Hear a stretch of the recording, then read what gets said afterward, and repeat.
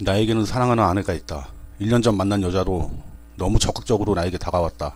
그래서 우린 재혼했다. 아내는 나에게 너무 헌신적으로 잘한다. 하지만 우리에겐 아직 아이가 없다. 이유는 모르겠다. 검사를 해봤지만 둘 다 정상으로 나왔다. 얼마 전 의문의 교통사고를 당했다. 아무 이유 없이 나에게 돌진해 사고를 당했다. 하지만 번호판도 없었고 차 유리로 까맣게 서팅을 해놔서 안을 볼 수가 없었다. 아직까지 나를 친 그놈을 찾지 못했다. 왠지 계획적인 느낌이 들었다. 그래서 지금 두 다리를 사용하지 못해 집에서 아내의 간병을 받으며 지내고 있다. 아내는 나에게 헌신적으로 잘하고 있다. 어디 나가지도 않고 오로지 내 간병에만 신경을 쓰고 있다. 너무 고맙게 생각한다. 하지만 어느 순간 몸이 서서히 굳어가고 있는 게 느껴진다. 원인은 정확하지 않지만 나의 사랑하는 아내가 주는 약이 원인인 것 같다. 정확히 12시에 알약을 주는데 그 알약을 먹은 후부터 몸이 나른해지면서 움직이는 게 힘들어지고 있기 때문이다. 그래서 알약을 먹는 척하면서 몰래 그 알약을 모으고 있다. 다행히도 알약을 먹을 때 아내는 별로 신경을 안 쓴다. 처음에는 그래서 의심을 안 했지만 그래도 알약을 먹은 후부터 몸이 이상해져서 만약을 대비해 모으고 있는 것이다. 혹시 내가 잘못된다면 증거가 될 테니까. 그래서 나에게 문제가 생기면 알약통의 위치를 알아야 되기에 미리 내 동생에게 가르쳐 주었다. 그런데 한 가지 이상한 게 약을 끊어도 몸이 계속 안 좋아지고 있다는 것이다. 그래서 밥에 문제가 있나 생각해도 나의 사랑하는 아내가 같이 밥을 먹기에 밥에는 문제가 없는 것 같다. 모르겠다. 이제 얼마 안 남은 것 같다. 이제 몸이 거의 안 움직인다. 형 미안해. 너무 늦게 왔지? 나는 미국에서 살고 있다. 그래서 장례가 끝난 후 올 수밖에 없었다. 우리는 가족이 형하고 나밖에 없다. 그래서 형수가 장례를 치른 것이다. 부검을 했어야 하는데 형수는 그냥 절차대로 장례를 치러 화장까지 해버렸다. 이제 그 알약을 찾아야 된다. 이건 타살입니다. 형수가 우리 형을 죽인 거라고요. 죽였다는 근거가 있나요? 네, 형이 5달 전에 저에게 형수가 주는 약 때문에 몸이 마비되는 것 같다고 했거든요. 그래서 자기가 약을 먹지 않고 몰래 숨기고 있다고 그 약통 위치를 저에게 갖춰줬습니다. 그리고 하나뿐인 동생에게 왜 형수가 장례가 끝난 다음에 연락하는 게 말이 되나요? 네, 알겠습니다. 그럼 일단 조사를 해보죠.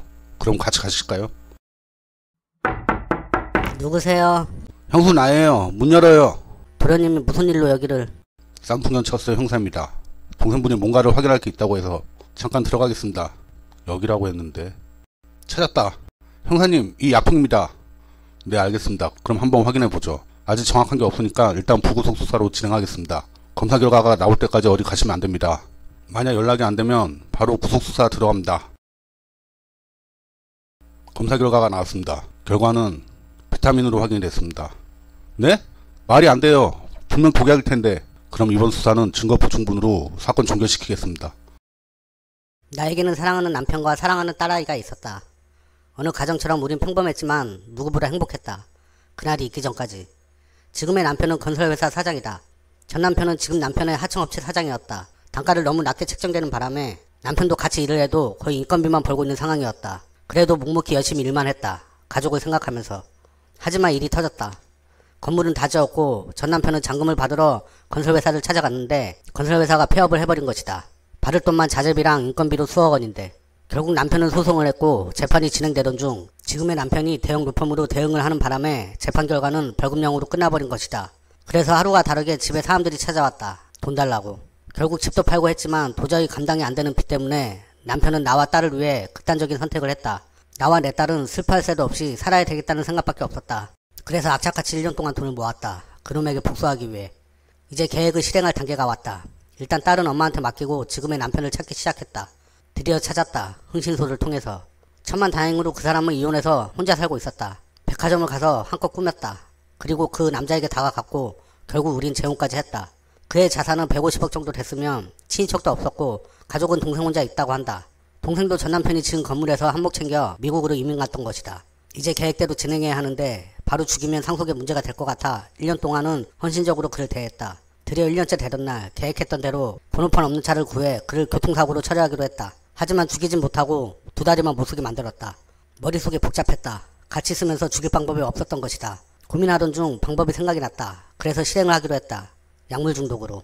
약을 먹으면 몸에 반응이 오기에 최대한 의심받지 않게 식사도 같이 했으며 약을 줄 때 일부러 다른 일을 하며 신경을 쓰지 않았다. 하지만 어차피 의심은 할 것이다. 그 알약을. 분명히 그 알약은 어느 순간 먹지 않고 모을 것이다. 증거가 있어야 되니. 그래서 난 알약과 같이 먹는 물에 무생무치의 약물을 탔다. 어차피 약을 먹었다는 걸 나에게 확인시켜주려면 물은 먹어야 하니까. 그리고 알약은 알아볼 수 없게 내가 비타민과 밀가루로 만들었다. 남편은 죽었다. 아니, 그 새끼는 죽었다. 결국 성공했다. 절차례로 조용히 장례를 치렀으며 화장을 해서 납골당해 버려버렸다. 이제 돈도 많으니 미국에 있는 동생놈한테 가야 되겠다. 전 남편을 위해.